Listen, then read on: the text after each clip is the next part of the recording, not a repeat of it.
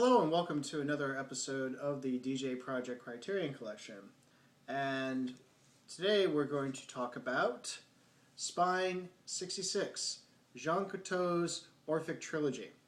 Now, in counting a Criterion, I count box sets as one, even though this is a case where there is one spine number for the box set, and for the individual titles, I don't know if you can see, yeah, like right there are individual numbers. So I'm in the camp that counts a box set as one, for no better reason that this is how you purchase it. You don't purchase the individual titles, you purchase the whole thing.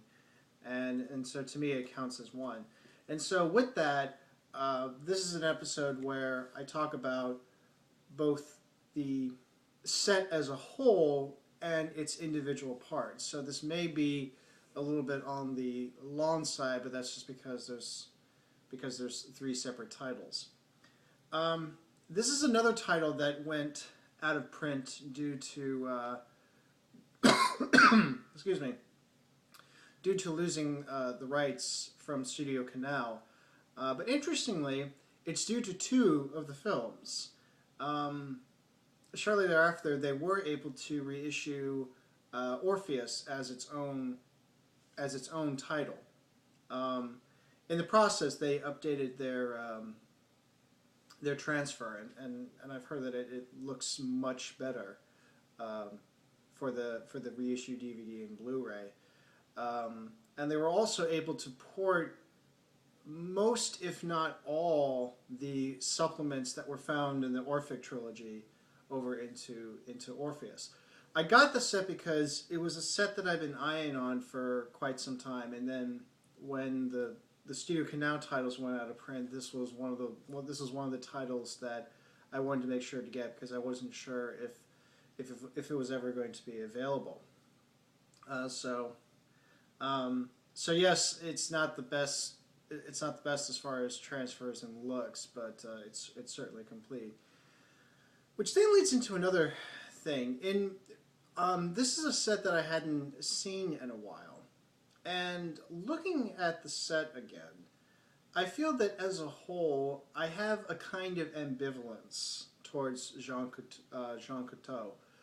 I definitely admire his artistic drive and his creativity, and the things that he was able to devise in his cinema are quite inspiring. From the sort of walking on walls to going through water mirrors, and then probably his most famous and well-known gimmick, shooting film reversals, or having action played back in reverse. So you have things like people falling, like supposedly rising from the dead. Flowers that were once torn can now be put back again. And this was all part of his own. It stemmed from two things. One, kind of his own sensibilities and ideas, and two, just a desire to try things. He definitely embodies the what I feel is the true essence of what is really meant by experimental film. I think of experimental film not so much as, well, yes, it is trying to do things differently compared to what you normally expect with film, but it's not just shocking for the sake of shocking or confusing for the sake of confusing. It lives up to it. To me, I think of it like the way science uses experiments. You have a hypothesis or an idea that that you want to try, and then you go and try it. And if it works, great. If it doesn't, then you know that it doesn't work, and then you move on to the next thing. And something my dad said once about experiments, that no experiment is a failure as long as you're able to obtain data. And so I feel that that's the case with Cocteau. while I respect Cocteau, I feel that Cocteau, as an artist, is the kind of artist that was very obsessed with his own head and with his own ideas of things. I felt that it wasn't so much him trying to reach a deeper truth. It was more of a self-satisfaction. And it's not necessarily bad.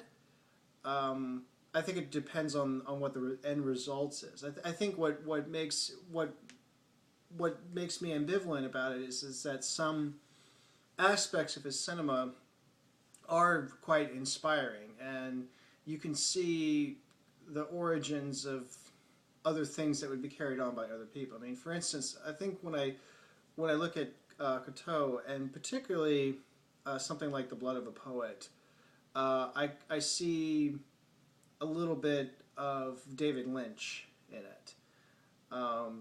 Just and so I mean I could see how people could be inspired by this and draw something from it and use that in their own works for their own purposes.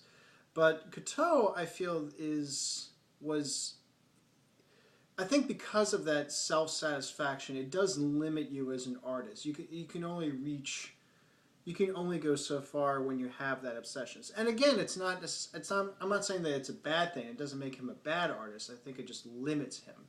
Whereas I think artists who have bigger ambitions, and not necessarily in terms of, oh, I want to make the biggest thing or the longest thing or any other kind of superlative. It's that I want to reach a deeper truth. I want to achieve harmony. It's when you go something beyond yourself, and you hope that what you make can reach others, and they can take it and make something of their own. I can't really do that with Cocteau. I can't really, except with a few things here and there, I can't really just take in his stuff and make it my own. I see this clearly as Cocteau's signature. And in that sense, he was an auteur filmmaker before there was such a thing as auteur filmmakers, or at least ones that were defined. I mean, these are clearly his films from start to finish. And it definitely bears his mark. And not just in the obvious ways. I mean, the way he does titles, I mean, he has a very distinct and recognizable handwriting and drawing style. But I mean, it's not just that, but it's just everything about it. You feel like it's his mark. This is clearly his story. This is clearly his vision, and in that sense, it's quite uncompromising. But I think at the same time, the end result is because of that self-obsession, it limits the reach a bit. And it can also be sort of a hit and miss. Some things are more worthwhile than others. So that's what I take from the Orphic Trilogy as a whole. And now to go into the individual parts. This consists of 3 titles, which I'll go through. The first one is The Blood of a Poet, and this was made in 1930. This is what affirmed his avant-garde status. I mean, Cocteau was a guy that he was involved in a lot of different art forms. He's written plays, he's done paintings.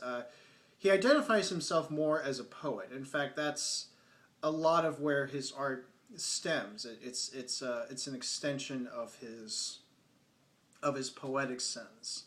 And poetry, and actually going back to what I said earlier, poetry as an art form can be a language where you can very easily get into your own head.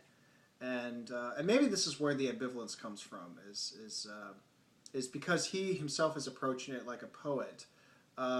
Poetry is very subjective in terms of whether you like something or you don't. And it all depends on the individual's use of language.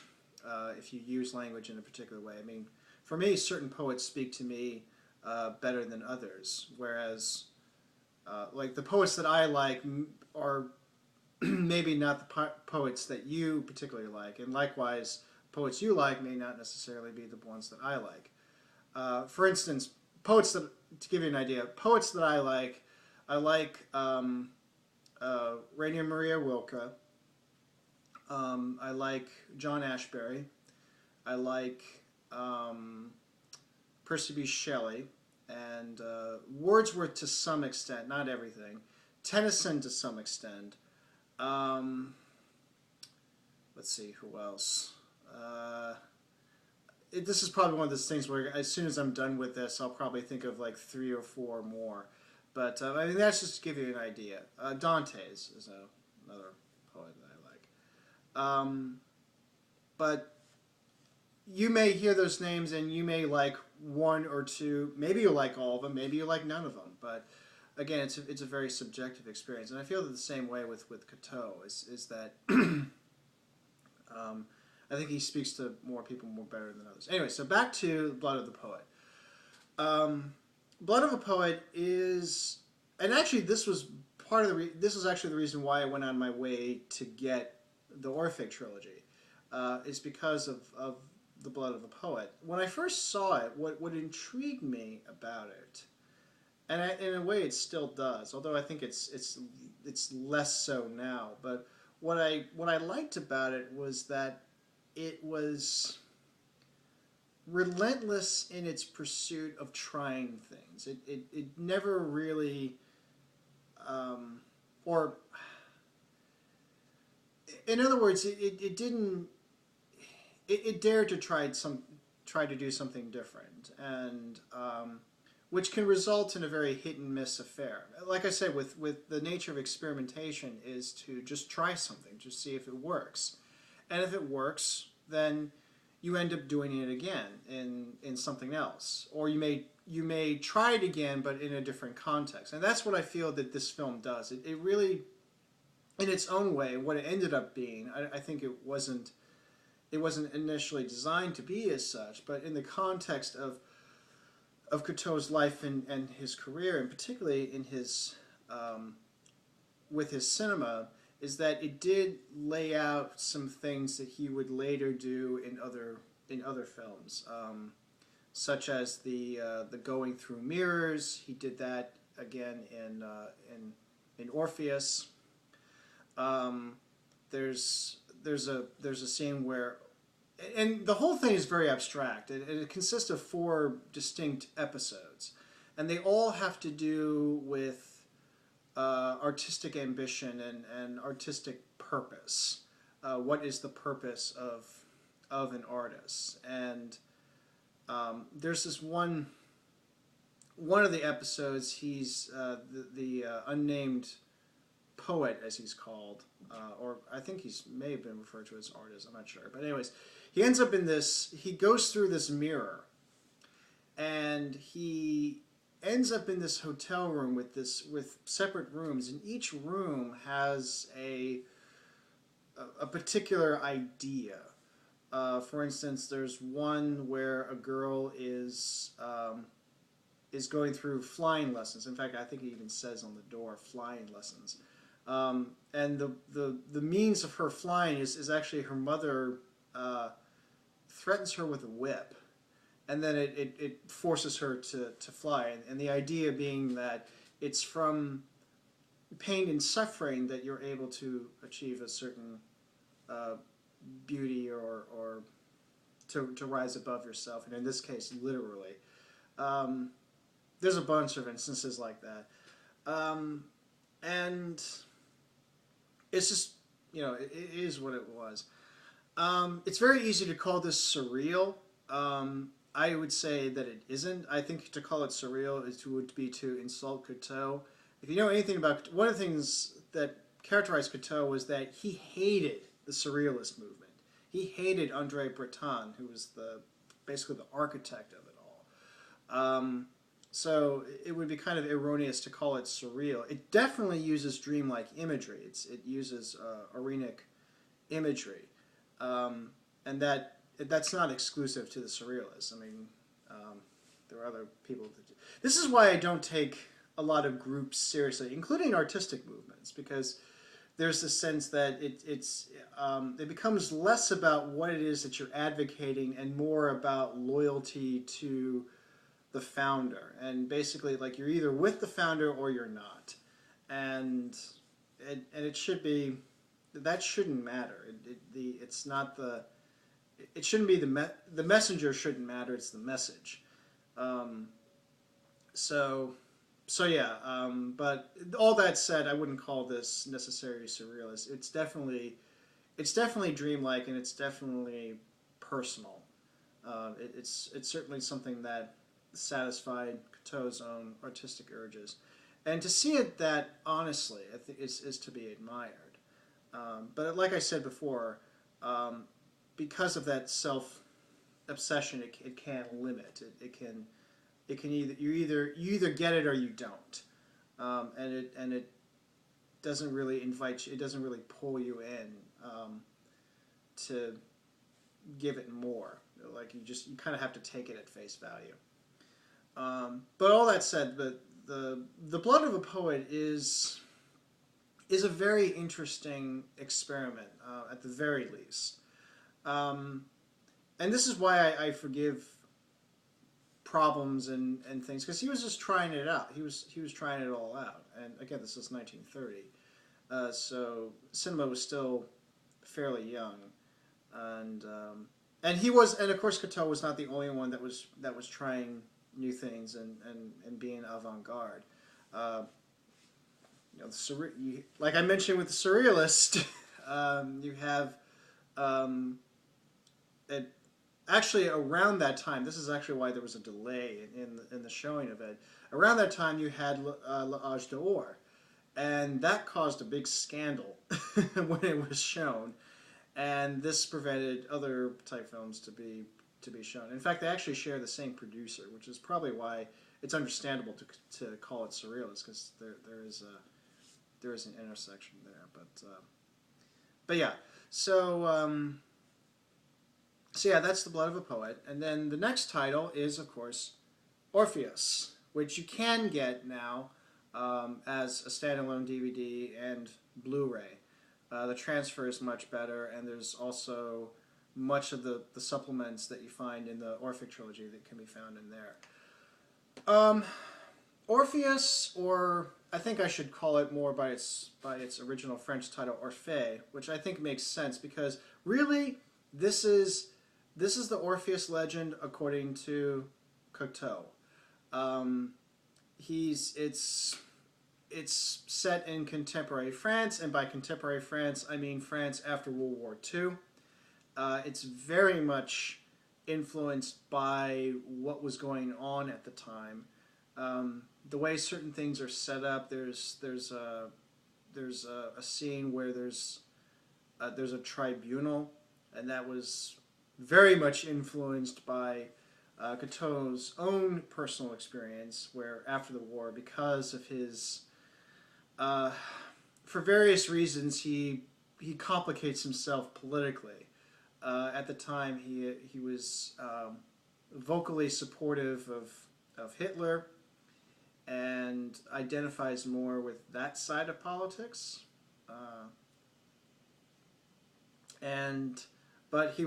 But after the war, he was brought into question, like, how dare you? And turns out that there was they couldn't really charge it, because in spite of some grandstanding and such,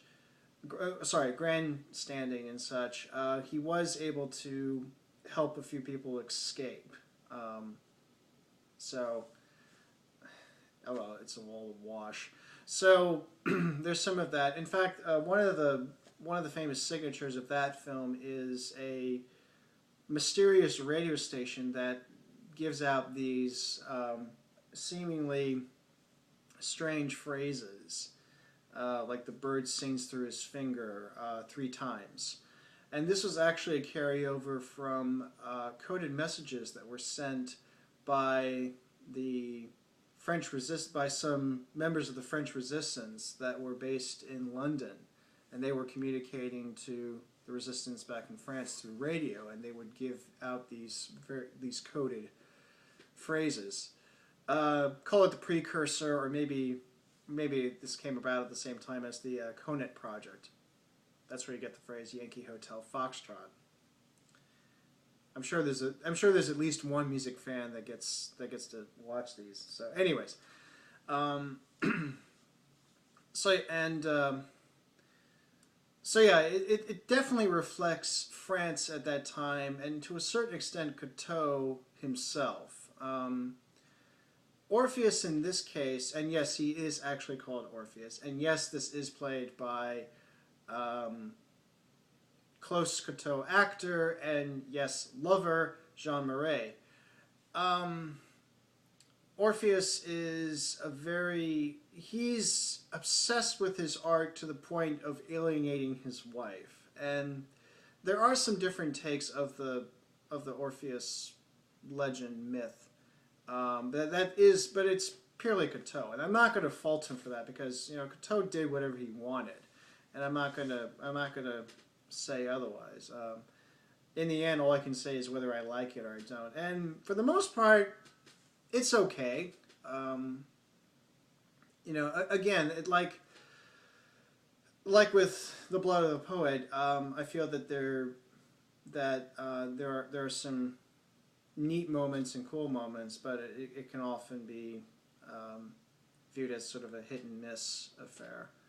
And I can definitely see that this is clearly his take on the Orpheus legend, and so it's kind of how he would tell the story, and that's really what that is. It was, as I mentioned with Beauty and the Beast, although the DVD does not have this, there was an opera inspired by Orphée, and I believe it was not constructed to be played as a live soundtrack. And this is the reason why you don't have an alternate soundtrack option with Orphée as you do with Beauty and the Beast. So, yeah, and finally, the last film is. Oh, by the way, the year is 1949 for Orpheus, I forgot to mention. But the last film is Testament of Orpheus, and this was made in 1959. And this was I believe this was the last feature, or it was assumed to be so. Kind of his swan song as far as cinema. And it really is a tie together and summation of everything that he was interested in exploring, not just in the realm of cinema, but in art in general. So it really, in a way, it kind of brings together not only what he had done just a decade or so earlier with Beauty and the Beast and with Orphée, but even harkens a little bit back to The Blood of a Poet. The only difference is that there's a little bit more refinement, and it doesn't look crude or anything. It is. I mean, it is what it is. It's just a summation of it, and it's very, it's Cocteau, and so it goes in whatever direction he cares to do, and some episodes and some little moments are more interesting than others. I think when you compare it to all three of them, it's quite possibly the weakest of the three. But at the same time, it also, it works for what it does, but as far as like preference and whether it bears repeat viewings, it is interesting though to see kind of because this was treated as a swan song, or sort of the summation of everything that he was doing. Cocteau is one to he was one to be very loyal to his friends and associates. So basically, if you were a friend of Cocteau, chances are you were going to appear in this. And it was interesting to see the friends that he has. Of course, Jean Marais shows up in this. His adoptive son, plays a major role. He himself is the star of this. So if there's any doubt that this is all his vision, there you go. And a few notable celebrities, such as Yul Brynner shows up in this. Pablo Picasso shows up in this. In fact, they were longtime friends. When he started out in various art scenes in the 20s, he befriended Picasso fairly quickly, amongst others. And there's even an appearance of Jean-Pierre Léaud, who began his film career with The 400 Blows. And yes, I will talk about that a little bit down the road on another box set. But at any rate, so it's a nice conclusion to the trilogy. It ties some things, it reinforces some things, but on the whole, it's kind of hit and miss on some things. Some things are more overdrawn and drawn out than others. Some things do make sense, some other things don't make sense, but again, that's kind of not the point. It's what Cocteau wanted to do, and that's what he did. And in the end, you can either like it as a whole or not like it as a whole, or like bits and pieces of it. So there you go. As far as recommendation, now I guess maybe one thing to clarify is for all this talk about being ambivalent towards Cocteau, then does this make me change my views, or how do I look at Beauty and the Beast? Beauty and the Beast, I think, is probably the least self-absorbed. And even though he does infuse it with his own ideas, I think what makes it less of a pure Cocteau film is that it's the source story itself. In other words, because he's telling the story, you get your satisfaction from the story, and in that sense, it's kind of a nice balance where it's interest, it's still his, it still bears his signature, but it's not, it's not totally him. And so you end up getting, I think, probably the best elements of Cocteau, with little of maybe the lesser or the weaker sides of Cocteau. And in that sense, I would say that Beauty and the Beast is probably the best of his films. Now, I have not seen all of his films, and he's done a few more, and he's also written some that have been directed by others. Most notably, L'Enfant Très Libre was written by him, but it was directed by Jean-Pierre Melville. And so I would be interested in seeing that, because I know that that's an influential film in some respects. But anyway, I would say that between Beauty and the Beast and the Orphic Trilogy, you do get a sense of kind of who he was as a filmmaker. And in that respect, I would say that Beauty and the Beast is probably the better of his works, because it had that nice balance of still being his, but at the same time more accessible and approachable. And I'm not saying that. And usually when people say accessible or approachable, it means that it has to dumb down or it has to be compromised. No, it just means that, can I get into this?